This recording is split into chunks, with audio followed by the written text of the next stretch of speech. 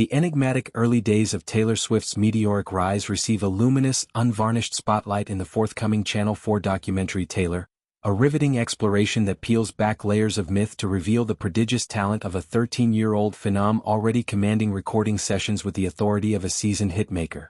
At the heart of this narrative is songwriter Robert Ellis Orrall, whose serendipitous collaboration with Swift in 2003 not only kickstarted her career but also unearthed a treasure trove of unreleased demos, 16 tracks, to be precise, that offer an unfiltered glimpse into the raw, unpolished genius that would soon conquer the world.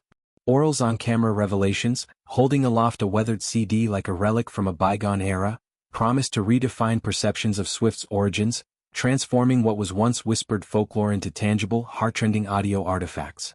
From the outset, Orrall was mesmerized by Swift's precocity, recounting in vivid detail how the wide-eyed teenager from Pennsylvania arrived in his Nashville studio not as a novice but as a directive force. Right from the get-go, Taylor directed the session. He marvels, his voice tinged with awe at the memory of a girl barely into her teens orchestrating harmonies and hooks with the confidence of a veteran. Their initial partnership yielded 3 co-written songs, 2 of which, That's What You Do, and an early iteration of what became Our Song, found their way onto her self-titled debut album, released in 2006 to modest acclaim before exploding into country pop ubiquity. But it's the CD's contents that electrify. I have tons of these from way back, Orrall discloses, brandishing the disc that houses 16 never-before-heard compositions from that formative 2003 summer. None of those are anything you've ever heard.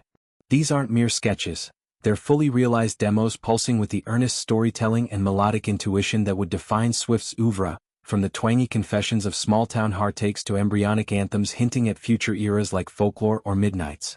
The documentary masterfully contextualizes this windfall against Swift's relentless drive, a trait Orrall attributes to an almost otherworldly work ethic even in adolescence.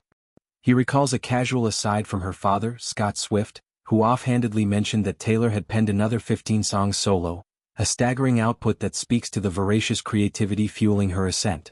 Orrall doesn't claim co-authorship of her vision. Instead, he cedes the throne. He credits her with all the creative ideas during their collaborations, calling her a powerhouse. This deference underscores a key theme of Taylor, the unyielding agency of a young artist in an industry often dismissive of female voices, particularly those blending country roots with pop aspirations. Sessions weren't collaborative equals. They were Swift's laboratory, where Orrall served as a sounding board for her innate knack for narrative economy, capturing the sting of first crushes or the ache of familial expectations in verses that felt timeless despite their youth. Beyond the studio walls, Orrall played unwitting matchmaker to destiny, nudging Swift toward Nashville's hallowed Bluebird Cafe, the unassuming venue that launched legends from Gretchen Wilson to Casey Musgraves. It was there that she caught the eye of Scott Borchetta, Orrall narrates, recounting the electric evening when Swift's acoustic set, likely one of those demo tunes, ensnared the ear of the fledgling label executive.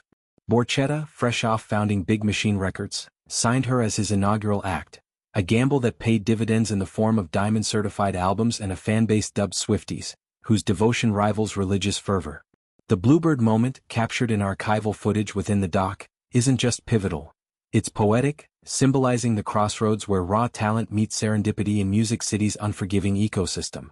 Taylor doesn't shy from the shadows, briefly alighting on Swift's early feuds and legal triumphs that foreshadowed her battles with Scooter Braun or Ticketmaster. The Kanye West-Kim Kardashian imbroglio, dissected in soundbites, contrasts sharply with Orrall's portrait of a collaborative innocent, while her 2017 victory against DJ David Mueller in a sexual assault case emerges as a steely precursor to Reputation's vengeful catharsis. Rick Barker, her erstwhile manager, chimes in with paternal pride, musing on her trajectory and extending well wishes to her life with Travis Kelce, the NFL tight end whose romance has humanized Swift amid stadium tours and billionaire scrutiny. These vignettes enrich the demo reveal, positioning the unreleased tracks as sonic time capsules, perhaps a wistful ballad echoing her Pennsylvania youth or a feisty rocker presaging Red's angst. Airing on September 30th, the documentary arrives at a juncture when Swift's cultural dominance is unchallenged, her Eras tour grossing over $1 billion and the Tortured Poets department dominating charts. Yet, Orrall's claims inject novelty, inviting speculation. Do these demos prefigure the confessional intimacy of Evermore? Could they feature embryonic versions of hits like Tim McGraw, stripped to acoustic vulnerability? Fans, starved for archival deep cuts since the fearless Taylor's version, Vaults, are poised to dissect every chord. Oral's trove isn't exploitative, it's reverent, a reminder that Swift's powerhouse status was forged in anonymity, not algorithms. In reclaiming these origins, Taylor humanizes an icon, bridging the girl who directed sessions at 13 to the mogul directing her own re-recordings. Oral's revelations aren't shocking for salaciousness but for their authenticity, illuminating the alchemy of talent and tenacity that birthed a generation's voice. As the CD spins in documentary close-ups, it whispers, Swift was always the director of her music, her narrative, her legacy.